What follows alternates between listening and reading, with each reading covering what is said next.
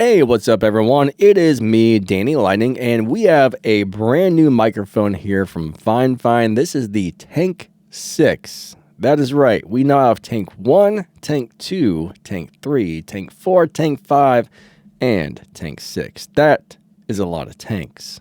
A lot. I mean, honestly, this is a very natural sounding, very flat microphone. And when I say flat, that means it's not really boosting the high end. It's not really boosting the treble.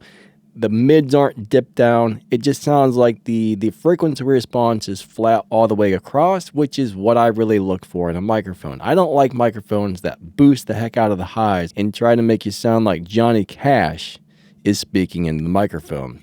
I'm going to Jackson. I'm going to mess around. I'm going to Jackson. Watch out, Jackson Town. Yeah, Johnny Cash, the man in black. So this microphone will run you a little over $100. It is a XLR and USB microphone, which is awesome. Right now we have it plugged into my Focusrite Scarlett 2i2 4th generation audio interface, which is pretty much your budget pro, your budget pro interface. It's kind of like the standard. There's probably more people using these Focusrites than anything else, so these are good interfaces to use for microphone reviews and stuff like that. Don't worry, we will switch this over to USB here in a little bit, and we will let you hear this microphone in USB, which I haven't actually tried yet, but I love the way this thing sounds on XLR. But first, we're going to do some tests and see how this microphone performs.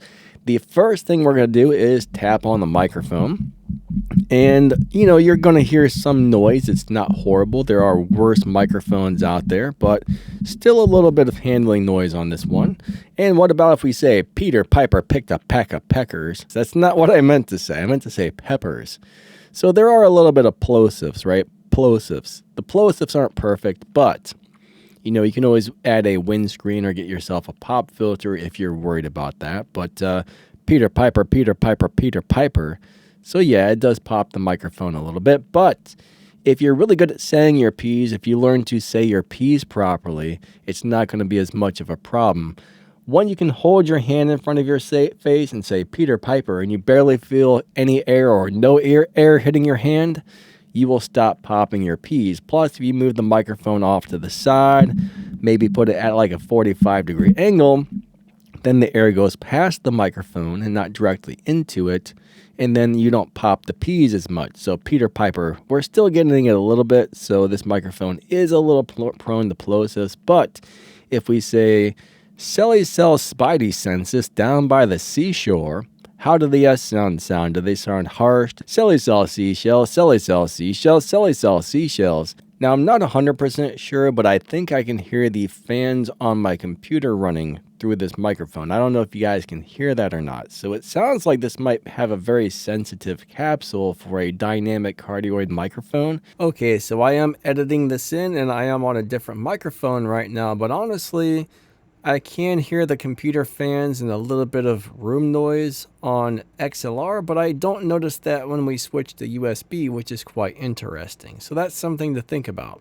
Now, the shipping weight of this microphone is exactly 3.3 pounds. So in the box with all the packaging and everything, it weighs a little over 3 pounds. So my guess was 3 to 3.5 pounds. So I was pretty close. This is a very heavy microphone and it weighs a freaking ton. So this thing is truly built like a tank. Let's go ahead and type on our semi-loud mechanical keyboard. Actually, let me get this one out. It's a little bit louder. I'm going to turn it off, but let's just say the microphone was on the desk next to your keyboard. This is how much keyboard noise it would pick up. If your keyboard was on the desk and you're typing on a loud mechanical keyboard, this is how much keyboard noise this would pick up. So just so you guys know. Now, if I tap on the desk, right? If I beat on the desk, a little bit of that noise does come back through. If I beat on the boom arm, this should have been part of the tap test earlier. But anyways, you guys get the idea. All right, so now we're going to test this thing for off-axis noise rejection to see how much of my voice it picks up from the back or the side. So right now, we are speaking right into the front of this microphone. Now we're going to go ahead and turn this thing, and now we're at 90 degrees. Now we are at 180 degrees, so I don't know how much my voice is picking it up. Here's the other 90 degrees, and let's flip it back around. We don't want to spin it around too far, and I mean, I'm sure you're hearing that handling noise as I'm moving this around, which, I'm having a hard time moving this around, unfortunately. I'm being bested by a microphone over here, so yeah. Now, this is how the microphone sounds when you are right up on top of it. It doesn't seem to have a huge proximity effect, making these sound overly bassy, which is a good thing. Now we're about 3 fingers away from the microphone, 4 fingers away from the microphone. Now we are a hang 10 away from the microphone, and now the microphone is pretty much an arm's length away. Now the other day I recorded a comparison where I put the Tank 1 and the Tank 6 up together. So the Tank 1 and the Tank 6 are kind of like big and little brothers, right? They're basically the same thing. The Tank 1 is a XLR only, to where the new Tank 6 is XLR and USB, but we're going to compare this to the Electro Voice RE20, which is one of the best sounding broadcast microphones on the market. Let's see how this sounds next to an RE20. I think the Tank 1 sounds more SM7B-like, and I think the Tank 6 sounds a lot like an RE20, so this will be the perfect microphone to compare it to. So let's find out which one sounds better. So right now you are listening to the Tank 6 microphone, and this is the way it sounds. And now you're listening to the legendary RE20 microphone. This is the way the RE20 sounds. This thing has been in broadcasting and podcast studios and radio stations all over the world. I think Freddie Mercury used to use this. I don't know if he used it live or for recording or what, but this is a microphone Freddie Mercury used to use, from my understanding.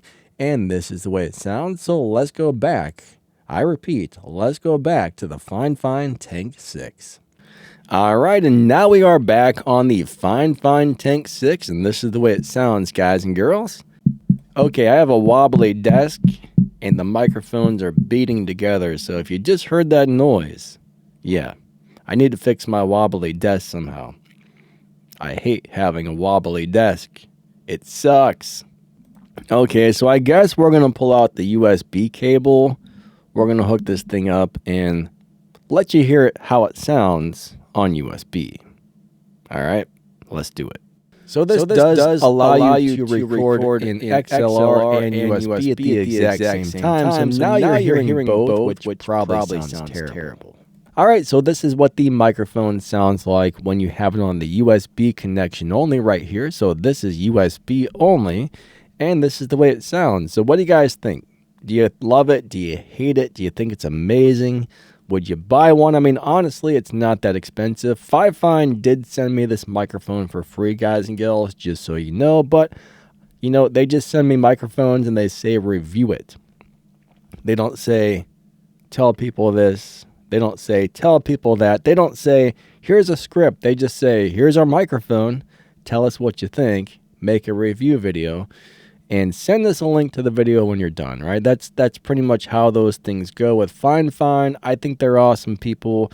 They're a company that's bringing you affordable microphones that sound nice, right? Are these pro quality microphones? I mean, these tank microphones are getting pretty darn close to being professional quality. The build is amazing, right? These things are built like tanks. The build is awesome. And the sound just keeps getting better and better and better from offerings from Fifine. I mean, a couple of years ago, or I should say several years ago, I got my first couple of Fifine microphones. They sounded fine. They weren't great, right? I didn't love them back then. They were good enough to use for for starting out on a YouTube channel or something. I think one of the first microphones I ever bought for my YouTube channel, I actually have 3 YouTube channels. I've got this one and I have 2 gaming channels, but I think a couple of Fifine microphones were the first ones I ever bought for my gaming channel to get rid of my crappy headset mic that I started off on. Hey, what's up everybody? Danny Lightning here with another CSR2 video. Today we're going to talk about the Tempest races. Now back in the day, most of the nicer microphones I got to use were in somebody's recording studio or, when we were at band practice or something like that, and I didn't really have any type of stuff for home recording, so I started off with a crappy headset mic. And I will say these Fifine microphones have come a very long way over the years. I mean, they went from basic cheap microphones that weren't the greatest to really nice, affordable microphones that sound really nice. I mean, honestly, you can't beat these. I mean, you can get an AM8 for 40 bucks. A lot of people can't tell the difference between like the sound of the AM8 and a SM7B, right? Everybody wants an SM7B, but you can get SM7B like sound for 40 or 50 bucks with an AM8, or you can buy something like this for like 120, 130 and get pretty much pro quality sound, or at least really close to it.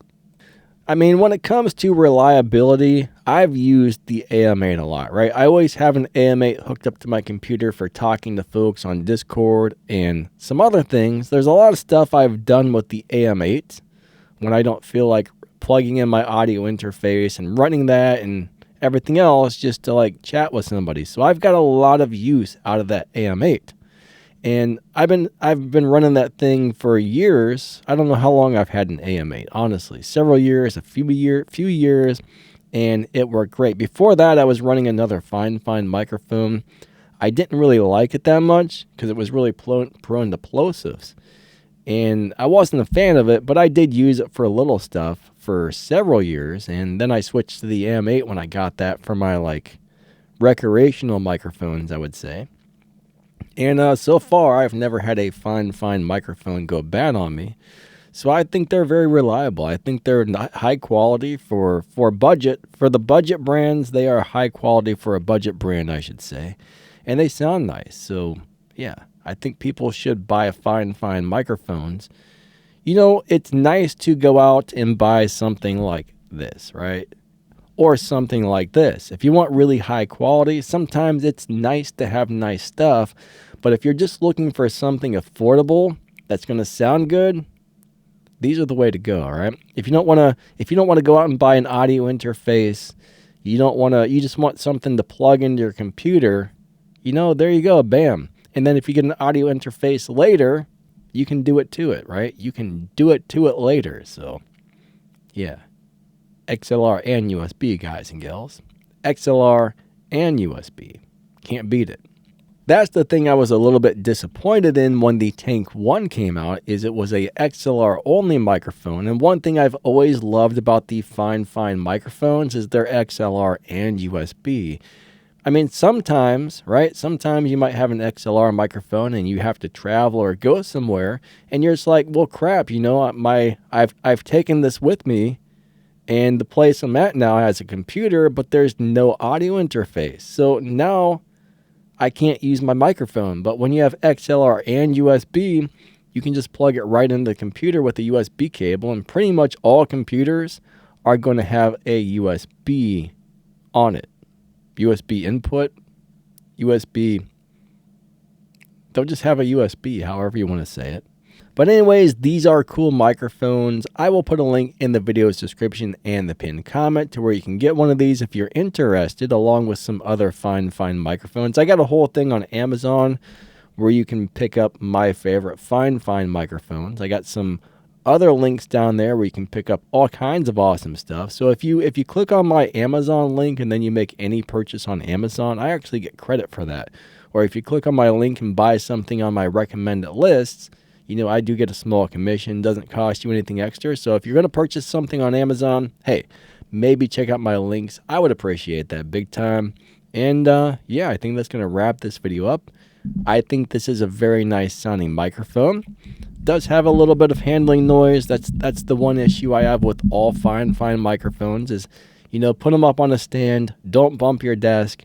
Don't bump the boom arm. And it's not an issue. But besides that, I really like everything else about Fifine microphones, other than, you know, they do have a little bit of handling noise that comes through, but if you can get past that, they are totally worth buying for the money. They're just nice sounding microphones that are not going to break the bank. But anyways, hope you enjoyed the video. Thank you so much for watching. I appreciate you guys and girls. Have a wonderful day, and we will catch you next time. See ya.